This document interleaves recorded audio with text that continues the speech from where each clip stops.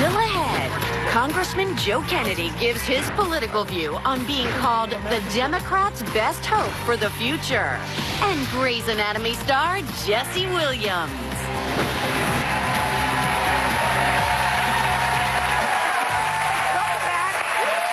Today's Black History Month, FYI, celebrates a genius the entire world would be lost without. Mathematician Gladys West, who helped develop GPS technology. We love that.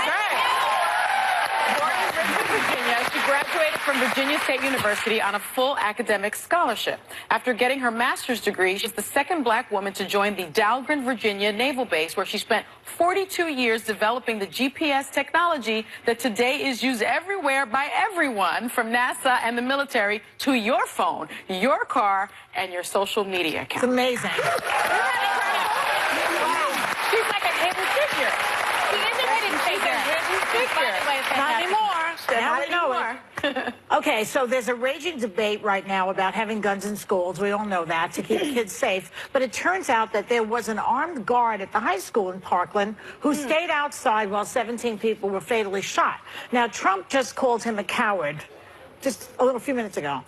So, you know, do you think that's an appropriate thing to do?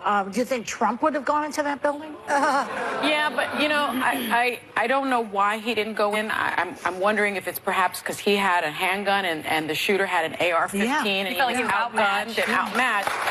But his sole job was to protect those children. Yeah. And he failed woefully. And what's surprising to me is that he was in the military.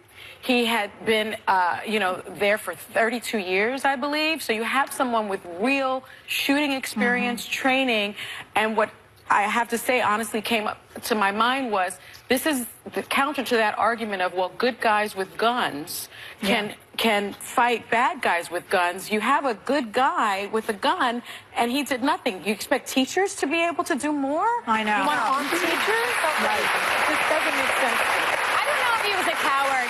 I will say, I was talking with my 10-year-old. I have 3 kids, and it's terrifying to send them to school. And I was talking with my 10-year-old this morning about her lockdown drills and what they have to do. And you know, we have to get in a corner, we have to be quiet, we have to lock the door, we have to listen to our teacher. My God. And I said, what would make you feel safer? And she said, if we did more lockdown drills. But instead of trying to figure out what's going to work, I think we should look at one school, which has been dubbed the safest school in America. It's just outside of Indianapolis.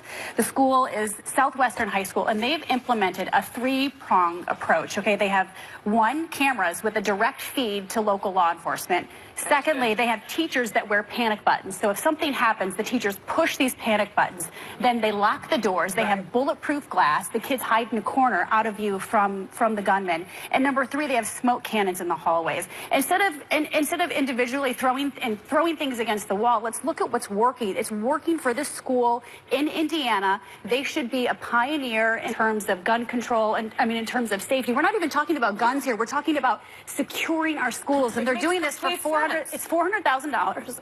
But I think we should have a nationwide program. I said that yesterday. Expensive. It is expensive. Excuse me, but it's worth it. I get that, and it's really nice. But here is the thing, and it's working on my nerves because I have a 4-year-old, and he's just starting to go to school. But you can have a panic button, you can have a smoke machine, you can have a police officer on duty there, whatever. But if they are not going to do anything about a gunman who is in action shooting unarmed kids, I'm just saying, for me, you have one job and one job only, and that is to protect these children. And what I think is, you can have all of those other things, but if people are not going to do their job, which is protect these kids, they should not be in that position. Okay, and that's so you're agreeing with Trump in a way, I guess. Well, that's probably the only time. But what I'm saying is, I'm not even going to lie. What about the fact that the shooter had this AR-15? Pop it and hide.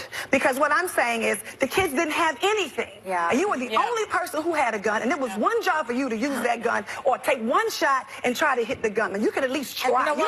It's not before you speak, Megan, they're telling me to go to break, but we have another segment after this.